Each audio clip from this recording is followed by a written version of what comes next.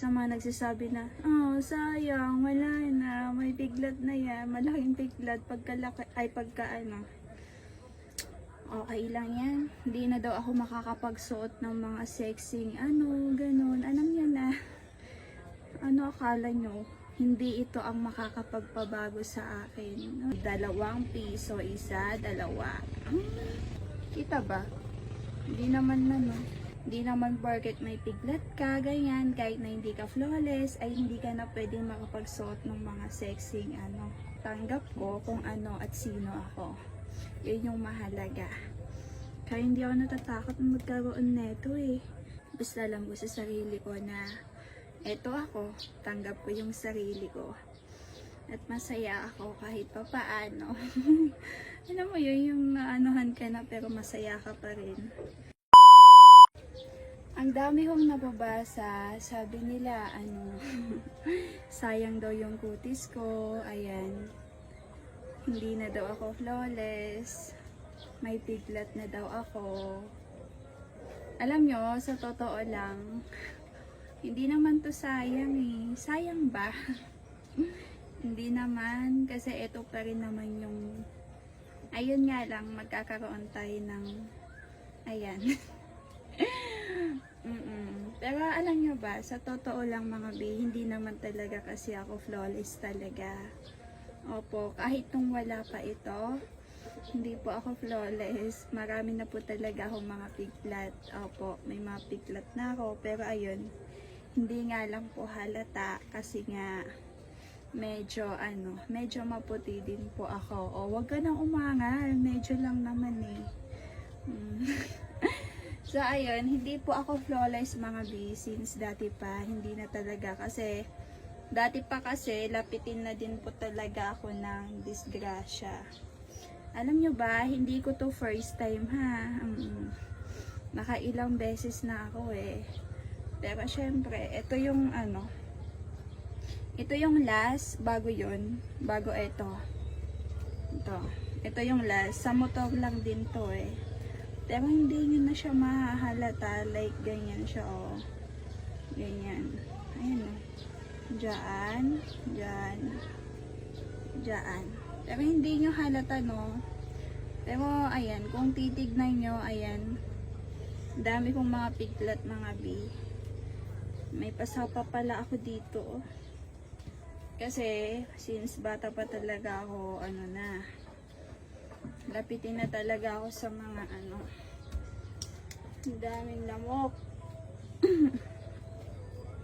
Ayan, hindi to sayang mga B. Alam nyo, darating din yung time na mag-aano din to. Malamang, hindi naman to pang habang buhay eh, no? Kaya alam nyo ba, nagpapasalamat ako kasi madami na akong mga picture, ganyan.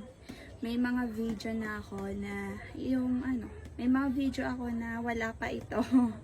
Tapos ngayon, ayan, makikita nyo na pag nabibideo ako, meron na ako nito. Kasi naman talaga kasi, hindi namang pang matagalan. Hindi pang matagalan lahat. Lahat, lang, pansamantala. Ganun. Tulad nung kutis ko, diba? Dati wala yan eh. Pero tignan nyo ngayon, ayan o, ang laki. Medyo pa siya mga B, mahapde, pero hindi na siya tulad dati. Like, alam mo yun, as in talaga nanghihina ako. Halos di na ako makabangon. Ayun, sobrang nanghihina talaga ako. Yung kahit wala kang ginagawa, kahit nakahiga ka lang, ganun. Grabe talaga yung niya, sakit. Kaya, lalo na nung una, hindi talaga ako nakatulog nun. Wala akong tulog nun as in talaga. Pero ngayon nakakatulog naman na ako. At eto ako ngayon. Hindi to sayang mga B ha. Tsaka naman ngayon kung sa mga nagsasabi na, oh sayang, wala na, may piglat na yan, malaking piglat, pagkalaki, ay pagka okay lang yan. Hindi na daw ako makakapagsuot ng mga sexing, ganun. Alam niyo na. Akala nyo, hindi ito ang makakapagpabago sa akin. Uy, kasi since dati pa naman, kahit na hindi ako perfect, lahat naman eh. Kumbaga kahit na hindi ako flawless talaga, nakakapagsuot pa rin naman ako. So, ngayon na bali nadagdagan lang naman. Nadagdagan. Tapos hindi lang basta nadagdagan kasi sobrang laki, medyo malaki yung naidagdag. Aw. Ayan o, tapos meron pa ako dyan, 2 piso, isa, 2. Pero mag-aano din yan, mawawala din lang yan. Sa part naman na to, hindi naman nag-aanong halata. Ayan o. Hindi nyo na makikita. Kita ba? Hindi naman na, no? Parang ano lang yan. Ito talaga yung pinakamalala. Pero okay lang.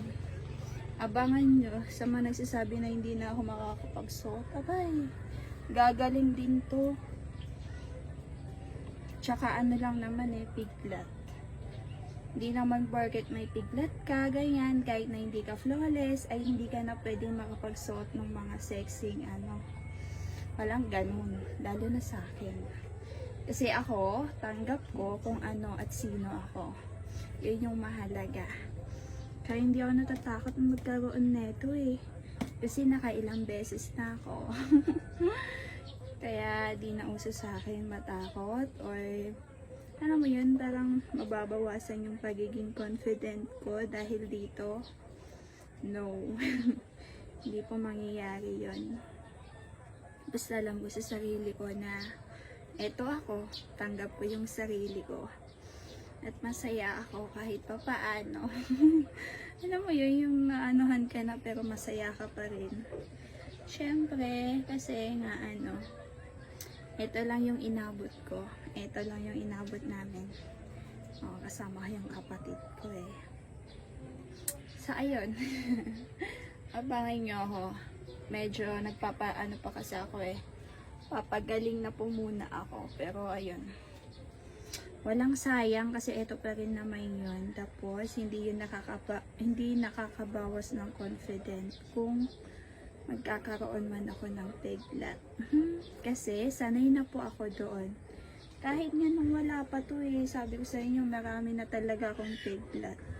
Hindi lang halata. Ito yung last, sa motor lang din to. Tapos ayan, marami pa akong mga piglat na maliliit.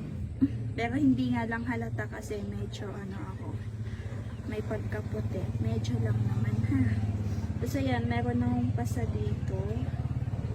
Ayun lang naman. Sige na, ang init na. Babayo na Pagaling na din to.